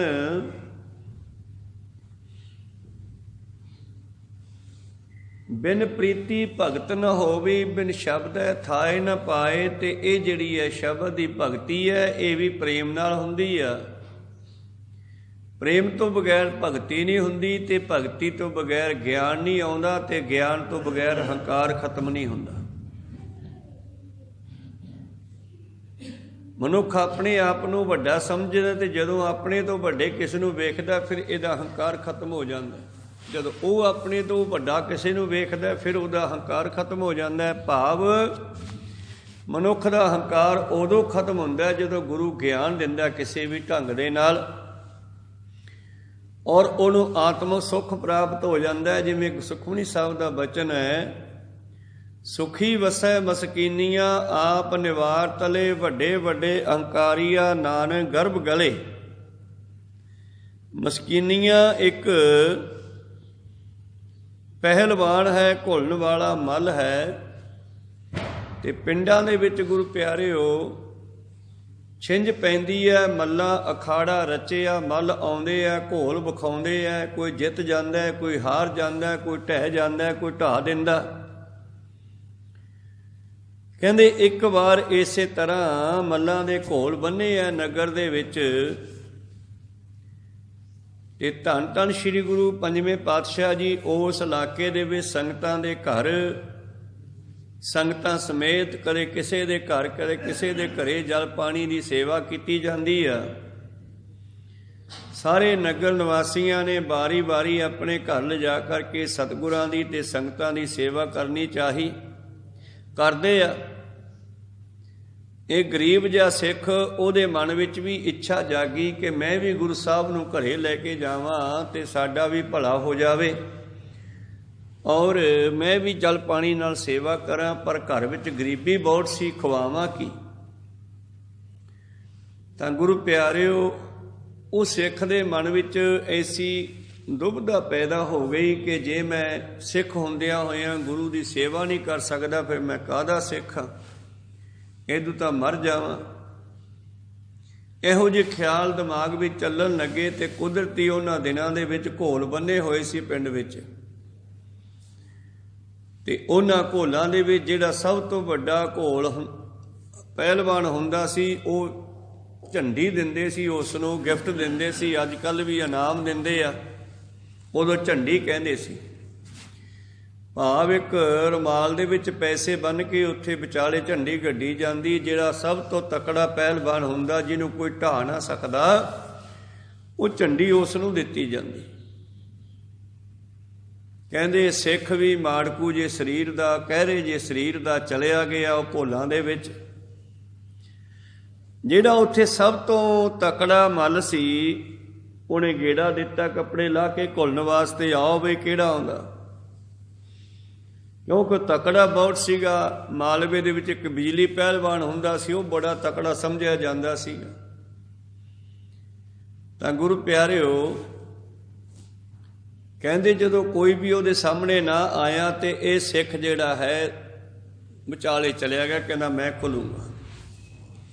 ਸਾਰੇ ਲੋਕ ਹੱਸਣ ਲੱਗੇ ਵੀ ਇਹ ਕਿਵੇਂ ਘੁਲੂਗਾ ਪਤੰਦਰਾ, ਤੈਨੂੰ ਤਾਂ ਪਹਿਲਵਾਨ ਨਹੀਂ ਢਾਹ ਸਕਦੇ, ਤੂੰ ਕਿਵੇਂ ਢਾਵੇਂਗਾ। ਕਹਿੰਦਾ ਮੈਂ ਢਾਊਂਗਾ। ਤੇ ਉਸ ਨੇ ਆਪਣੇ ਬਸਤਰ ਲਾ ਕੇ, ਕੱਪੜੇ ਲਾ ਕੇ ਘੁਲਣ ਦੀ ਤਿਆਰੀ ਕਰ ਲਈ। ਸਾਰੇ ਹੈਰਾਨ ਹੈ ਵੀ ਇਹਦੀ ਇੱਕ ਧੌਲ ਵੱਜੀ, ਇੱਕ ਧੱਫਾ ਵੱਜਿਆ, ਇਹਦੀ ਲੱਤ ਬਾਂਹ ਟੁੱਟ ਜਾਣੀ ਆ। ਪਰ ਉਹਨੇ ਸਿੱਖ ਦੇ ਮਨ ਵਿੱਚ ਸੋਚਿਆ ਸੀਗਾ ਵੀ ਜਾਂ ਤਾਂ ਮੈਂ ਮਰ ਜਾਵਾਂਗਾ ਤੇ ਜਾਂ ਫਿਰ ਮੈਂ ਝੰਡੀ ਲਿਜਾ ਕੇ ਤੇ ਗੁਰੂ ਸਾਹਿਬ ਦੀ ਸੇਵਾ ਕਰਾਂਗਾ, ਪ੍ਰਸ਼ਾਦਾ ਛਕਾਵਾਂਗਾ। ਔਰ ਗੁਰੂ ਪਿਆਰਿਓ, ਘੁਲਣ ਨੂੰ ਤਿਆਰ। ਵੱਡਾ ਪਹਿਲਵਾਨ ਕਹੇ ਵੀ ਤੂੰ ਵਗ ਜਾ ਭਾਈ, ਐਵੇਂ ਲੱਤ ਬਾਂਹ ਟੁੱਟ ਜੂ। ਕਹਿੰਦਾ ਨਾ, ਜਾਂ ਤੂੰ ਮੈਨੂੰ ਮਾਰ ਦੇਵੇਂਗਾ ਜਾਂ ਮੈਂ ਤੈਨੂੰ ਢਾਹ ਦੇਵਾਂਗਾ, ਕੋਈ ਗੱਲ ਨਹੀਂ। ਤਾਂ ਗੁਰੂ ਪਿਆਰਿਓ, ਕੁਝ ਸਮੇਂ ਦੇ ਬਾਅਦ ਉਸ ਪਹਿਲਵਾਨ ਨੇ ਪੁੱਛਿਆ ਵੀ ਤੂੰ ਕਾਲ ਕੀ ਹੈ, ਤੂੰ ਮਰਨਾ ਚਾਹੁੰਦਾ ਮੇਰੇ ਹੱਥੋਂ। ਜਦੋਂ ਕਹਿੰਦੇ ਉਸ ਨੂੰ ਗੱਲ ਦਾ ਪਤਾ ਲੱਗਿਆ ਤੇ ਪਹਿਲਵਾਨ ਕਹਿਣ ਲੱਗਿਆ ਚੱਲ ਆ ਜਾ, ਢਾਹ ਲੈ। ਫਿਰ ਘੁਲਣ ਲੱਗੇ। ਤੇ ਉਹ ਪਹਿਲਵਾਨ ਜਿਹੜਾ ਸੀ ਗੁਰੂ ਪਿਆਰਿਓ, 2-4 ਹੱਥ ਮਾਰੇ, ਮਾਰਦਾ ਵੀ ਭੁੱਲ ਆ ਕਿਤੇ ਟੁੱਟੀ ਨਾ ਜਾਵੇ ਕੁਛ। ਇਹਦਾ ਕਦੇ ਘੁਲਿਆ ਤਾਂ ਹੈ ਨਹੀਂ ਸੀ, ਉਹ ਸਰੀਰ ਉਹੋ ਜਿਹਾ ਨਹੀਂ ਸੀ ਬਣਿਆ ਘੁਲਣ ਵਾਲਾ। ਤੇ ਅਖੀਰ ਘੁਲਦਿਆਂ ਤੇ ਕਹਿੰਦੇ ਮਸਕੀਨੀਆਂ ਆਪ ਹੀ ਢੂਈ ਲਾ ਕੇ ਲੰਮਾ ਪੈ ਗਿਆ। ਤੇ ਉਹ ਸਿੱਖ ਜਿਹੜਾ ਉੱਤੇ ਬੈਠਾ ਤੇ ਲੋਕਾਂ ਨੇ ਰੌਲਾ ਪਾਤਾ, ਢਾਤਾ। ਪਰ ਕਹਿੰਦੇ ਉਸ ਮਸਕੀਨੀਆਂ ਨੂੰ ਜਿਹੜਾ ਅੱਜ ਢਹਿ ਕੇ ਆਨੰਦ ਆਇਆ, ਉਹ ਕਦੇ ਢਾਹ ਕੇ ਨਹੀਂ ਆਇਆ। ਭਾਵ ਅੱਜ ਹੰਕਾਰ ਨਿਕਲ ਗਿਆ ਨਾ। ਇਹਦੇ ਮਨ ਵਿੱਚ ਵੀ ਇਹ ਖਿਆਲ ਪੈਦਾ ਹੋ ਗਿਆ ਵੀ ਧੰਨ ਹੈ ਇਹ ਸਿੱਖ ਜਿਹੜਾ ਮੌਤ ਦੀ ਬਾਜੀ ਲਾ ਕੇ ਵੀ ਗੁਰੂ ਦੀ ਸੇਵਾ ਕਰਨੀ ਚਾਹੁੰਦਾ ਹੈ। ਤੇ ਗੁਰੂ ਪਿਆਰਿਓ, ਘੁਲਦਾ ਉਹ ਆਪੇ ਹੀ ਢਹਿ ਗਿਆ ਤੇ ਝੰਡੀ ਉਹ ਸਿੱਖ ਨੂੰ ਦੇ ਦਿੱਤੀ ਗਈ। ਪਰ ਮਸਕੀਨੀਆਂ ਉਹਦੇ ਨਾਲ ਗਿਆ। ਕਹਿੰਦਾ ਕਿਹੜਾ ਤੇਰਾ ਐਸਾ ਗੁਰੂ ਜੀ ਨੇ ਮੈਨੂੰ ਅੱਜ ਆਨੰਦ ਬਖਸ਼ਿਆ ਹੈ, ਮੈਂ ਉਸ ਦੀ ਸੇਵਾ ਦੇ ਵਿੱਚ ਹੀ ਅੱਜ ਢਹਿ ਗਿਆ, ਮੈਨੂੰ ਲੈ ਕੇ ਚੱਲ। ਤੇ ਉਹ ਮਸਕੀਨੀਆਂ ਕਹਿੰਦੇ ਉਸ ਸਿੱਖ ਦੇ ਨਾਲ ਗੁਰੂ ਸਾਹਿਬ ਦੇ ਕੋਲ ਆਇਆ ਔਰ ਪਾਤਸ਼ਾਹ ਜੀ ਨੂੰ ਸੱਦਾ ਵੀ ਦਿੱਤਾ ਕੱਲ੍ਹ ਨੂੰ ਪ੍ਰਸ਼ਾਦਾ ਛਕਾਉਣ ਦਾ। ਤੇ ਨਾਲ ਗੱਲ ਵੀ ਸਾਰੀ ਖੁੱਲ੍ਹ ਗਈ ਉੱਥੇ ਦੱਸੀ। ਤੇ ਸਤਿਗੁਰੂ ਅਰਜਨ ਦੇਵ ਜੀ ਬੜੇ ਖੁਸ਼ ਹੋਏ। ਅਸਲ ਦੇ ਵਿੱਚ ਇਹ ਸੰਸਾਰ ਦੇ ਵਿੱਚ ਹੰਕਾਰ ਹੀ ਸਾਡੇ ਦੁੱਖਾਂ ਦਾ ਕਾਰਨ ਹੈ। ਜਦੋਂ ਹੰਕਾਰ ਖਤਮ ਹੋ ਗਿਆ, ਬੰਦਾ ਨਾਰਮਲ ਹੋ ਜਾਂਦਾ ਤੇ ਇਹਦੇ ਅੰਦਰ ਬਾਹਰ ਸਾਰੇ ਹੀ ਸ਼ਾਂਤੀ ਵਰਤ ਜਾਂਦੀ ਹੈ। ਧੰਨ ਗੁਰੂ ਅਰਜਨ ਦੇਵ ਮਹਾਰਾਜ ਜੀ ਨੇ ਇਹ ਘਟਨਾ ਫਿਰ ਗੁਰਬਾਣੀ ਵਿੱਚ ਵੀ ਲਿਖ ਦਿੱਤੀ। ਸੁਖੀ ਵਸੈ ਮਸਕੀਨੀਆਂ ਆਪ ਨਿਵਾਰ ਤਲੇ, ਵੱਡੇ ਵੱਡੇ ਅੰਕਾਰੀਆ ਨਾਨਕ ਗਰਭ ਗਲੇ। ਇਸ ਮਾਇਆ ਨੇ, ਇਸ ਹੰਕਾਰ ਨੇ ਵੱਡਿਆਂ ਨੂੰ ਗਰਭ ਗਲੇ ਭਾਵ ਟੇਢੀਆਂ ਜੂਨਾਂ ਵਿੱਚ ਪਾ ਦਿੱਤਾ, ਜੰਮਣ ਮਰਨ ਦੇ ਚੱਕਰਾਂ 'ਚ ਪਾ ਦਿੱਤਾ। ਤੇ ਉਹ ਸੁਖੀ ਹੈ ਜਿਹੜੇ ਹੰਕਾਰ ਤੋਂ ਉੱਚੇ ਉੱਠ ਕੇ ਪਰਮੇਸ਼ਰ ਨਾਲ ਜੁੜ ਜਾਂਦੇ ਨੇ, ਉਹ ਬਚ ਜਾਂਦੇ ਹੈ, ਉਹ ਸੁਖੀ ਵਸਦੇ ਹੈ। ਉਸੇ ਤਰ੍ਹਾਂ ਹੀ ਪਾਤਸ਼ਾਹ ਇੱਥੇ ਕਹਿੰਦੇ ਇਹ ਮਨੁੱਖ ਜਿਹੜਾ ਹੈ, ਬਿਨ ਸ਼ਬਦੈ ਭਰਮ ਨ ਚੋਕਈ, ਨਾ ਵਿੱਚੋਂ ਹਉਮੈ ਜਾਏ, ਬਿਨ ਪ੍ਰੀਤੀ ਭਗਤ ਨ ਹੋਵੇ, ਬਿਨ ਸ਼ਬਦੈ ਥਾਏ ਨਾ ਪਾਏ। ਪ੍ਰੇਮ ਤੋਂ ਬਗੈਰ ਭਗਤੀ ਨਹੀਂ ਹੁੰਦੀ ਤੇ ਸ਼ਬਦ ਤੋਂ ਬਗੈਰ ਮਾਲਕ ਦੇ ਨਾਲ ਮਿਲਿਆ ਨਹੀਂ ਜਾਂਦਾ। ਗੁਰੂ ਰਸਤਾ ਦੱਸਦਾ ਹੈ, ਗੁਰੂ ਸ਼ਬਦ ਦਿੰਦਾ ਸਾਨੂੰ ਇੱਕ, ਉਹ ਸ਼ਬਦ ਦੇ ਨਾਲ ਹੀ ਅਸੀਂ ਪਰਮੇਸ਼ਰ ਦੇ ਵਿੱਚ ਮਿਲ ਸਕਦੇ ਹਾਂ। ਸ਼ਬਦ ਹੈ ਹਉਮੈ ਮਾਰੀਐ, ਮਾਇਆ ਕਾ ਭਰਮ ਜਾਏ।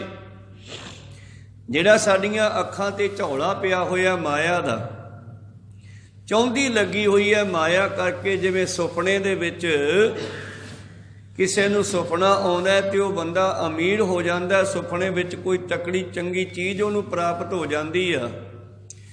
ਉਸੇ ਤਰ੍ਹਾਂ ਹੀ ਪਾਤਸ਼ਾਹ ਜੀ ਕਹਿੰਦੇ ਇਹ ਮਾਇਆ ਇੱਕ ਸੁਪਨੇ ਦੀ ਨਿਆਈ ਹੈ। ਜਿਵੇਂ ਸਾਡੀਆਂ ਅੱਖਾਂ ਤੇ ਜਾਲਾ ਆ ਜਾਂਦਾ ਤੇ ਉਹ ਜਾਲਾ ਡਾਕਟਰ ਕੱਟ ਦਿੰਦਾ ਤੇ ਸਾਨੂੰ ਸਾਫ਼ ਦਿਸਣ ਲੱਗ ਜਾਂਦਾ, ਫਿਰ ਅਸੀਂ ਡਾਕਟਰ ਦਾ ਧੰਨਵਾਦ ਕਰਦੇ ਨਹੀਂ ਥੱਕਦੇ। ਗੁਰੂ ਸਾਡੀਆਂ ਗਿਆਨ ਦੀਆਂ ਅੱਖਾਂ ਤੋਂ ਅਗਿਆਨਤਾ ਦਾ ਜਾਲਾ ਕੱਟਦਾ ਹੈ। ਤੇ ਜਦੋਂ ਹੀ ਜਾਲਾ ਕੱਟਿਆ ਗਿਆ, ਸ਼ਬਦ ਹੈ ਹਉ ਮੈਂ ਮਾਰੀਐ ਮਾਇਆ ਕਾ ਭਰਮ ਜਾਏ, ਮਾਇਆ ਦਾ ਭੁਲੇਖਾ ਲੈ ਜਾਂਦਾ ਹੈ। ਨਾਮ ਪਦਾਰਥ ਪਾਈਐ ਗੁਰਮੁਖ ਸਹਿਜ ਸੁਭਾਏ, ਇਉ ਗੁਰਮੁਖਾਂ ਨੂੰ ਸਹਿਜੇ ਹੀ ਨਾਮ ਰੂਪੀ ਪਦਾਰਥ ਪ੍ਰਾਪਤ ਹੋ ਜਾਂਦਾ ਹੈ। ਸ਼ਬਦ ਦੇ ਰਾਹੀਂ ਉਹ ਸ਼ਬਦ ਮਿਲ ਜਾਂਦਾ ਜਿਹਦਾ ਆਪਣਾ ਕੋਈ ਅੱਖਰ ਨਹੀਂ ਹੈ। ਪਾਤਸ਼ਾਹ ਦਾ ਬਚਨ ਹੈ ਨਾ, 52 ਅੱਖਰ ਲੋਕ ਤ੍ਰੈ ਸਭ ਕਿਛ ਇਨਹੀ ਮਾਹੇ। ਦੁਨੀਆ ਵਿੱਚ ਸਾਰੀ ਦੁਨੀਆ 52 ਵਿੱਚ ਵੱਜੀ ਹੋਈ ਹੈ, 52 ਅੱਖਰਾਂ 'ਚ। ਕੋਈ ਯਾਤਰਾ ਤੇ ਤੁਰਿਆ ਫਿਰਦਾ, 10 9 ਪੈਰਾਂ ਦੇ, 10 ਹੱਥਾਂ ਦੇ, 20 ਤੇ 32 ਦੰਦ। ਸਾਰੀ ਦੁਨੀਆ ਇਹਨਾਂ ਤਿੰਨਾਂ 'ਚ ਹੀ ਵੱਜੀ ਹੋਈ ਹੈ, 52 'ਚ ਹੀ। ਕੋਈ ਯਾਤਰਾ ਤੇ ਤੁਰਿਆ ਹੋਇਆ, ਉੱਧਰ ਯਾਤਰਾ ਕਰ ਲਈ, ਉੱਧਰ ਕਰ ਲਈ। ਕੋਈ ਹੱਥਾਂ ਦੇ ਨਾਲ ਧੰਦਿਆਂ 'ਚ ਫਸਿਆ ਹੋਇਆ ਤੇ ਕੋਈ ਜੀਵ ਦੇ ਇੰਦਰੀਆਂ ਦੇ ਸਵਾਦਾਂ 'ਚ ਫਸਿਆ ਹੋਇਆ। ਕਬੀਰ ਸਾਹਿਬ ਜੀ ਦਾ ਬਚਨ ਹੈ 35 ਅੱਖਰੀ ਦਾ ਪਹਿਲਾ ਸ਼ਬਦ, 52 ਅੱਖਰ ਲੋਕ ਤ੍ਰੈ ਸਭ ਕੁਛ ਇਨਹੀ ਮਾਏ। ਇਹ ਅੱਖਰ ਖਿੰਨ ਜਾਹੇਗੇ, ਇਹ ਤਾਂ ਝੜ ਜਾਣਗੇ। ਸੰਸਕਾਰ ਤੋਂ ਬਾਅਦ ਜਿਹੜੇ ਫੁੱਲ ਚੁੱਕਦੇ ਆ ਨਾ, ਇਹ ਹੱਡੀਆਂ ਹੀ ਚੁੱਕਦੇ ਆ ਲੋਕ, ਇਹ ਅੱਖਰ ਹੀ ਚੁੱਕਦੇ ਆ, ਪਰ ਝੜ ਗਏ ਸਰੀਰ ਨਾਲ। ਇਹ ਅੱਖਰ ਖਿਰ ਜਾਏਂਗੇ, ਉਹ ਅੱਖਰ ਇਨਮੈ ਨਾਹੀ, ਉਹ ਜਿਹੜਾ ਕਦੇ ਵੀ ਝੜਦਾ ਨਹੀਂ, ਖੁਰਦਾ ਨਹੀਂ, ਖਤਮ ਨਹੀਂ ਹੁੰਦਾ, ਉਹ ਇਹਨਾਂ ਤੋਂ ਪਰੇ ਹੈ। ਭਾਵ ਇਹ ਸਰੀਰ ਦੀਆਂ ਇੰਦਰੀਆਂ ਦੀ ਪਹੁੰਚ ਤੋਂ ਪਰੇ ਹੈ, ਰਹਿੰਦਾ ਵਿੱਚ ਹੀ ਹੈ, ਪਰ ਉਹ ਅੱਗ ਵਿੱਚ ਮੱਚਣ ਵਾਲਾ ਨਹੀਂ ਹੈ, ਖਤਮ ਹੋਣ ਵਾਲਾ ਨਹੀਂ ਹੈ। 52 ਅੱਖਰ ਲੋਕ ਤ੍ਰੈ ਸਭ ਕਿਛ ਇਨਹੀ ਮਾਹੇ। ਇਹ ਅੱਖਰ ਖਿਰ ਜਾਏਂਗੇ, ਓਏ ਅੱਖਰ ਇਨਮੈ ਨਾਹੀ। ਅੱਖਰ ਜਿਹੜਾ ਕਦੇ ਖੁਰਦਾ ਨਹੀਂ, ਖਤਮ ਨਹੀਂ ਹੁੰਦਾ। ਓਏ ਅੱਖਰ ਇਨਮੈ ਨਾਹੀ, ਜਹ ਬੋਲਤੈ ਅੱਖਰ ਆਵਾ। ਜਦੋਂ ਬੋਲਦੇ ਆ ਤਾਂ ਅੱਖਰ ਬਣਦੇ ਆ। ਜਹ ਅਬੋਲ ਤੈ ਮਨ ਨਾ ਰਹਾਵਾ, ਜੇ ਚੁੱਪ ਕਰਕੇ ਬਹਿੰਦੇ ਆ ਤੇ ਅੰਦਰ ਫੁਰਨੇ ਚੱਲਦੇ ਐ। ਬੋਲ ਅਬੋਲ ਮਦ ਹੈ ਸੋਈ, ਬੋਲਦੀ ਜੀਵ ਹੈ, ਅਬੋਲ ਅੱਖਾਂ ਵੇਖ ਲੈਂਦੀਆਂ ਪਰ ਬੋਲ ਨਹੀਂ ਸਕਦੀਆਂ। ਬਾਦਸ਼ਾਹ ਕਹਿੰਦੇ ਇਹਨਾਂ ਦੋਨਾਂ ਦੇ ਵਿਚਾਲੇ ਉਹਦਾ ਵਾਸਾ ਹੈ। ਬੋਲ ਅਬੋਲ ਮਦ ਹੈ ਸੋਈ, ਜਸ ਉਹ ਹੈ ਤਸ ਲਖੈ ਨਾ ਕੋਈ। ਕਬੀਰ ਸਾਹਿਬ ਨੇ ਇਹਨਾਂ ਚੀਜ਼ਾਂ ਨੂੰ ਬੜਾ ਖੋਲ ਕੇ ਲਿਖਿਆ। ਤ੍ਰਿਤੀਆ ਤੀਨੈ ਸਮ ਕਰ ਲਿਆਵੇ, ਤੀਜੀ ਤਿੱਥ ਵਿੱਚ ਕਹਿੰਦੇ ਆ ਇਹਨਾਂ ਤਿੰਨਾਂ ਨੂੰ ਬਰਾਬਰ ਕਰ ਲਾ।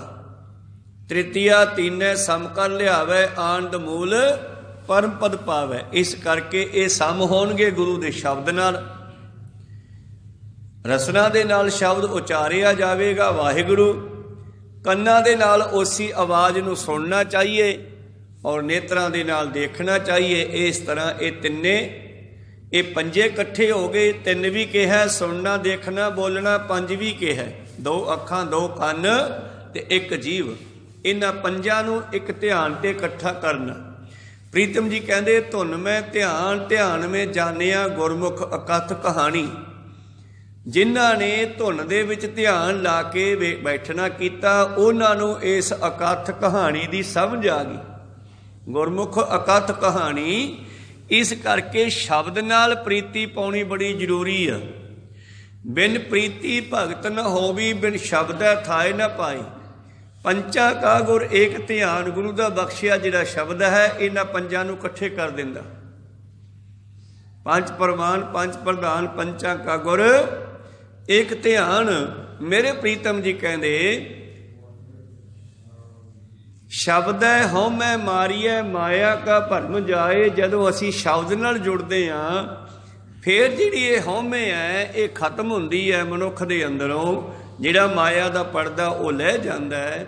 ਨਾਮ ਪਦਾਰਥ ਪਾਈਐ ਗੁਰਮੁਖ ਸਹਿਜ ਸੁਭਾਏ।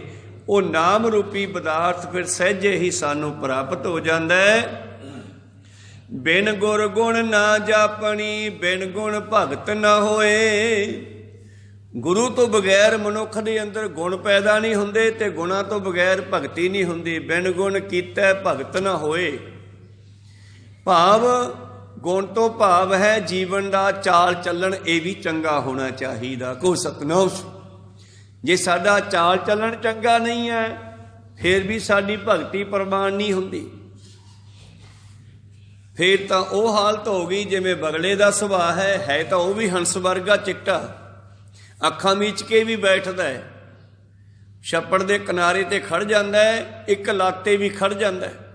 ਕਈ ਲੋਕ ਖੜ ਕੇ ਭਗਤੀ ਕਰਦੇ ਆ, ਅੱਖਾਂ ਮੀਚ ਕੇ ਭਗਤੀ ਕਰਦੇ ਆ। ਹੁਣ ਉਹ ਬਗਲਾ ਜਿਹੜਾ ਹੈ ਛੱਪੜ ਦੇ ਕਿਨਾਰੇ ਇੱਕ ਲੱਤ ਤੇ ਵੀ ਖੜ ਜਾਂਦਾ ਹੈ, ਅੱਖਾਂ ਵੀ ਬੰਦ ਕਰ ਲੈਂਦਾ, ਹਲਦਾ ਚੱਲਦਾ ਵੀ ਨਹੀਂ। ਡੱਡੀਆਂ ਤੇ ਮੱਛਾਂ ਜਿਹੜੀਆਂ ਹਨ ਜਲ ਜੰਤੂ ਉਹ ਸੋਚਦੇ ਆ ਤਾਂ ਬਈ ਬੜਾ ਗੁਰਮੁਖ ਜਾਨਵਰ ਹੈ, ਆਪਾਂ ਨੂੰ ਕੁਛ ਨਹੀਂ ਕਹਿੰਦਾ। ਉਹ ਵਿਚਾਰੀਆਂ ਅਵੇਸਲੀਆਂ ਹੋ ਕੇ ਉਹਦੇ ਆਸੇ ਪਾਸੇ ਜਦੋਂ ਘੁੰਮਣ ਲੱਗ ਜਾਂਦੀਆਂ ਫਿਰ ਬੋਝ ਕੇ ਅੱਖਾਂ ਖੋਲ੍ਹਦਾ ਤੇ ਜਿਹੜੀ ਦਾਚ ਹੁੰਦੀ ਹੈ ਨੇੜੇ ਹੁੰਦੀ ਹੈ ਉਹਨੂੰ ਚੱਕ ਕੇ ਹੜੱਪ ਜਾਂਦਾ, ਖਾ ਜਾਂਦਾ। ਇਸ ਕਰਕੇ ਇੱਥੇ ਮਤਲਬ ਹੈ ਗੁਣਾਂ ਤੋਂ ਭਗਤੀ ਵਾਲੇ ਗੁਣ ਵੀ ਹੋਣੇ ਜ਼ਰੂਰੀ ਹੈ। ਪ੍ਰੇਮਾ ਭਗਤੀ ਤਾਂ ਪੂਰੀ ਹੋਵੇਗੀ ਜੇ ਜੀਵਨ ਦੇ ਵਿੱਚ ਜਿਹੜਾ ਹੈ ਪੰਜਾਂ ਵਿਕਾਰਾਂ ਤੋਂ ਕਾਮ, ਕ੍ਰੋਧ, ਲੋਭ, ਮੋਹ, ਹੰਕਾਰ, ਨਿੰਦਿਆ, ਚੁਗਲੀ, ਦੂਈ, ਦਵੈਤ, ਈਰਖਾ, ਸਾੜਾ ਆਦਿ ਇਹ ਵੀ ਛੱਡੇ ਜਾਣ ਹੌਲੀ ਹੌਲੀ। ਕਹੋ ਸਤਿਨਾਮ। ਇਹ ਛੱਡੇ ਬਿਨਾਂ ਭਗਤੀ ਨਹੀਂ ਹੋਣੀ। ਔਰ ਇਹਨਾਂ ਦਾ ਗੁਣਾਂ ਤੇ ਔਗਣਾਂ ਦਾ ਪਤਾ ਗੁਰੂ ਦੱਸਦਾ ਹੈ। ਬਿਨ ਗੁਰ ਗੁਣ ਨਾ ਜਾਪਣੀ, ਜਾਪਣਾ ਜਜਮੈਂਟ, ਮੈਂ ਕਿਹੜਾ ਚੰਗਾ ਕਿਹੜਾ ਮਾੜਾ ਇਹਦਾ ਗਿਆਨ ਵੀ ਗੁਰੂ ਕਰਾਉਂਦਾ, ਜਜਮੈਂਟ ਵੀ ਗੁਰੂ ਕਰਾਉਂਦਾ ਚੰਗੇ ਤੇ ਮਾੜੇ ਦੀ।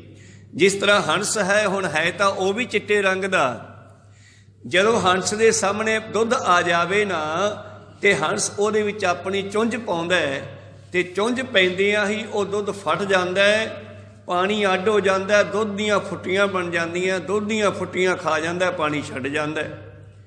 ਤੇ ਗੁਰੂ ਜਿਹੜਾ ਸਿੱਖ ਨੂੰ ਐਸੀ ਚੁੰਝ ਦਿੰਦਾ ਗਿਆਨ ਦੀ ਕਿ ਉਹਨੂੰ ਚੰਗੇ ਤੇ ਮਾੜੇ ਦਾ ਗਿਆਨ ਕਰਾ ਦਿੰਦਾ। ਜੱਜਮੈਂਟ ਜਾਪਣੀ, ਪਤਾ ਲੱਗਣ ਲੱਗ ਜਾਂਦਾ ਕਿ ਆਹ ਗਲਤ ਹੈ ਮੇਰੇ ਵਾਸਤੇ, ਆਹ ਠੀਕ ਹੈ, ਤੇ ਉਹ ਗਲਤ ਨੂੰ ਛੱਡ ਕੇ ਚੰਗੇ ਨੂੰ ਗ੍ਰਹਿਣ ਕਰਦਾ ਹੈ। ਬਿਨ ਗੁਰ ਗੁਣ ਨਾ ਜਾਪਣੀ, ਗੁਰੂ ਤੋਂ ਬਗੈਰ ਸਾਨੂੰ ਚੰਗੇ ਮਾੜੇ ਦੀ ਸੋਝੀ ਨਹੀਂ ਆਉਣੀ ਤੇ ਚੰਗੇ ਨੂੰ ਗ੍ਰਹਿਣ ਕਰੇ ਬਿਨਾਂ ਭਗਤੀ ਨਹੀਂ ਹੋਣੀ। ਬਿਨ ਗੁਰ ਗੁਣ ਨਾ ਜਾਪਣੀ, ਬਿਨ ਗੁਣ ਭਗਤ ਨਾ ਹੋਏ। ਭਗਤ ਵਛਲ ਹਰ ਮਨ ਵਸਿਆ, ਸਹਿਜ ਮਿਲਿਆ ਪ੍ਰਭ ਸੋਏ। ਜਦੋਂ ਇਹ ਕੰਮ ਕਰ ਲਿਆ ਫਿਰ ਤੁਹਾਨੂੰ ਸਹਿਜੇ ਹੀ ਉਹ ਭਗਤਾਂ ਦਾ ਪਿਆਰਾ ਪਰਮੇਸ਼ਰ ਮਿਲ ਜਾਣਾ। ਔਰ ਫਿਰ ਕੀ ਹੋਵੇਗਾ, ਉਹ ਤੁਹਾਡੇ ਹਿਰਦੇ ਵਿੱਚ ਆ ਕੇ ਵਸ ਜਾਵੇਗਾ। ਭਗਤ ਵਛਲ ਹਰ ਮਨ ਵਸਿਆ, ਸਹਿਜ ਮਿਲਿਆ ਪ੍ਰਭ ਸੋਏ। ਨਾਨਕ ਸ਼ਬਦ ਹੈ ਹਰ ਸਾ ਲਾਹੀ ਹੈ, ਕਰਮ ਪ੍ਰਾਪਤ ਹੋਏ। ਇਸ ਕਰਕੇ ਗੁਰੂ ਦਾ ਬਖਸ਼ਿਆ ਜਿਹੜਾ ਸ਼ਬਦ ਹੈ ਉਸ ਦੇ ਨਾਲ ਜੁੜਨਾ ਚਾਹੀਦਾ ਹੈ। ਉਹ ਸ਼ਬਦ ਕਰਮਾਂ ਨਾਲ ਪ੍ਰਾਪਤ ਹੁੰਦਾ ਹੈ। ਉਹ ਕਿਹੜਾ ਸ਼ਬਦ ਹੈ ਜਿਸ ਦੀ ਗੱਲ ਕਰਦੇ ਆ? ਨਾਮ ਉਹਦਾ ਵਾਹਿਗੁਰੂ ਵੀ ਹੈ, ਉਹ ਅੱਲਾਹ ਹੈ, ਬੜਾ ਕੋਮਲ ਵੀ ਹੈ। ਉਹ ਰਾਮ ਹੈ, ਮਤਲਬ ਰਮਿਆ ਹੋਇਆ ਵੀ ਹੈ। ਉਹਦਾ ਨਾਮ ਵਾਹਿਗੁਰੂ ਵੀ ਹੈ। ਵਾਹ ਹੈ ਗੁਰੂ, ਮਤਲਬ ਪਵਨ ਗੁਰੂ, ਇਹ ਵੀ ਲਿਖਿਆ ਬਾਣੀ। ਕਿੰਨਾ ਖੋਲ ਕੇ ਲਿਖਿਆ ਹੈ, ਪਰ ਅਸੀਂ ਕੇਵਲ ਅੱਖਰਾਂ ਵਾਲੇ ਸ਼ਬਦਾਂ ਨਾਲ ਹੀ ਜੁੜੇ ਹਾਂ। ਇੱਕ ਉਹ ਸ਼ਬਦ ਹੈ ਜਿਹਦਾ ਗਿਆਨ ਇਹ ਸਾਰੇ ਅੱਖਰ ਦਿੰਦੇ ਆ। ਕਹੋ ਸਤਿਨਾਮ। ਅੱਲਾਹੂ, ਅੱਲਾ ਕਹਿੰਦੀ ਆ ਕੋਮਲ ਜੇ ਨੂੰ। ਤੁਸੀਂ ਕੋਈ ਸਬਜ਼ੀ ਲੈਣ ਜਾਂਦੇ ਹੋ, ਕੱਦੂ ਵਗੈਰਾ, ਭਾਈ ਅੱਲੇ ਜੇ ਦਿਓ, ਭਾ ਪੋਲੇ ਜੇ, ਨਰਮ ਜੇ, ਕੋਮਲ ਜੇ, ਉੱਥੇ ਉਸ ਦਾ ਵਾਸਾ ਹੈ।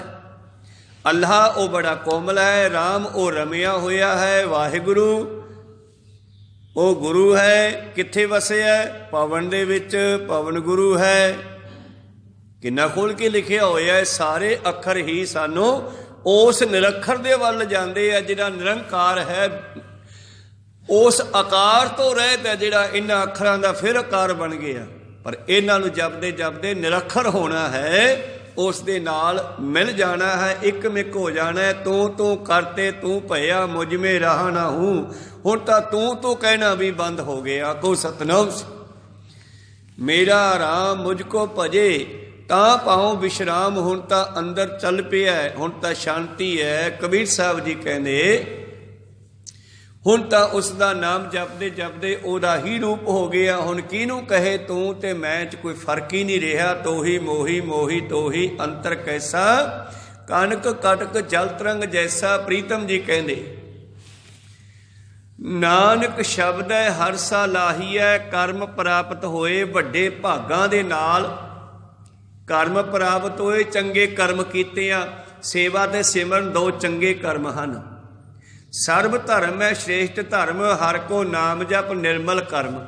ਇਹ ਕਰਮ ਕਰਿਆ ਹੀ ਉਹਦੀ ਪ੍ਰਾਪਤੀ ਹੋਣੀ ਹੈ ਸ਼ਬਦ ਦੀ। ਤੇ ਸ਼ਬਦ ਜਦ ਮਿਲ ਗਿਆ ਫਿਰ ਸ਼ਬਦ ਦੇ ਰਾਹੀਂ ਪਰਮੇਸ਼ਰ ਦੀ ਪ੍ਰਾਪਤੀ ਹੋ ਜਾਣੀ ਆ। ਪਰਮੇਸ਼ਰ ਦੀ ਪ੍ਰਾਪਤੀ ਹੋ ਗਈ ਤੇ ਆਪਣਾ ਘਰ ਮਿਲ ਜਾਣਾ। ਇਹ ਸੀ ਅੱਜ ਦੇ ਸ਼ਬਦ ਦੇ ਵਿਚਾਰ।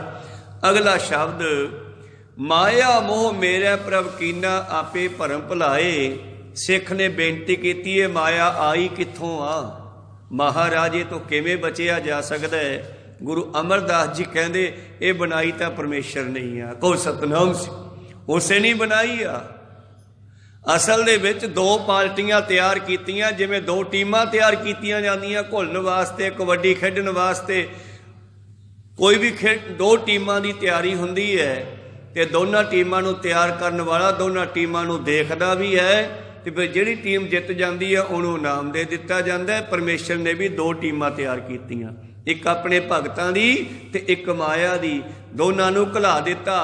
ਇਸ ਵਿਸ਼ੇ ਤੇ ਬਾਣੀ 'ਚ ਕਹਿੰਦੇ ਆ ਹਉ ਗੁਸਾਈ ਦਾ ਪਹਿਲਵਾਨੜਾ, ਮੈਂ ਮਾਲਕ ਦਾ ਪਹਿਲਵਾਨ ਹਾਂ।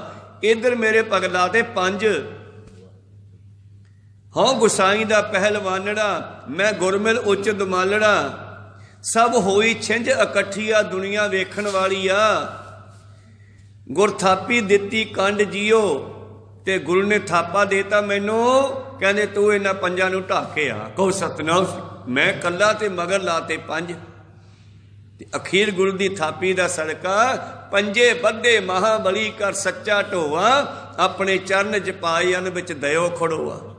ਮਾਲਕ ਆਪ ਵਿੱਚ ਖੜ ਗਿਆ ਤੇ ਮੇਰੇ ਰਾਹੀਂ 5 ਨੂੰ ਢਾਹ ਕੇ ਵਿਖਾ ਦਿੱਤਾ। ਕਹੋ ਸਤਨਾਮ ਸੀ। ਬਸੰਤ ਕੀ ਵਾਰ ਮਹੱਲ 5ਵਾਂ।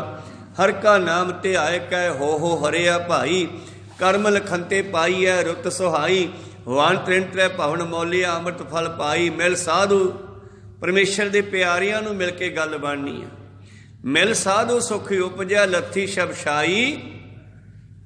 ਇਸ ਤਰ੍ਹਾਂ ਅੱਗੇ ਜਾ ਕੇ ਲਿਖਦੇ ਆ ਪੰਜੇ ਬੱਧੇ ਮਹਾਬਲੀ ਕਰ ਸੱਚਾ ਢੋਆ। ਆਪਣੇ ਚਰਨ ਚ ਪਾਇਨ ਵਿੱਚ ਦਇਓ ਖੜੋਆ। ਰੋਗ ਸੋਗ ਸਭ ਮਿਟ ਗਏ, ਨਿਤ ਨਵਾਂ ਨਰੋਆ। ਇਸ ਤਰ੍ਹਾਂ ਮੇਰੇ ਪ੍ਰੀਤਮ ਜੀ ਕਹਿੰਦੇ ਹੁਣ ਇਸ ਮਾਇਆ ਰੂਪੀ ਜਿਹੜੇ 5 ਪਹਿਲਵਾਨ ਸਾਡੇ ਮਗਰ ਪਾਏ ਆ, ਇਹਨਾਂ ਨੂੰ ਕਿਵੇਂ ਜਿੱਤਿਆ ਜਾਵੇ, ਇਹ ਵਿਚਾਰ ਆਪਾਂ ਕੱਲ ਦੇ ਦੀਵਾਨਾਂ ਵਿੱਚ ਸਰਵਣ ਕਰਾਂਗੇ। ਬੋਲਦਿਆਂ ਨੇਕਾਂ ਅੱਖਰ ਬਾਦ ਘਾਟ ਹੋ ਜਾਂਦੇ। ਸਿੱਖ ਸੰਗਤਾਂ ਤੇ ਸਤਿਗੁਰੂ ਬਖਸ਼ਣ ਯੋਗ ਹੈ, ਬਖਸ਼ ਲੈਣਾ ਜੀ। ਸਮਾਪਤੀ ਕਰੀਏ। ਬੁਲਾਓ ਫਤਿਹ ਪਾਓ ਫਤਿਹ। ਵਾਹਿਗੁਰੂ ਜੀ ਕਾ ਖਾਲਸਾ, ਵਾਹਿਗੁਰੂ ਜੀ ਕੀ ਫਤਿਹ। ਵਾਹਿਗੁਰੂ।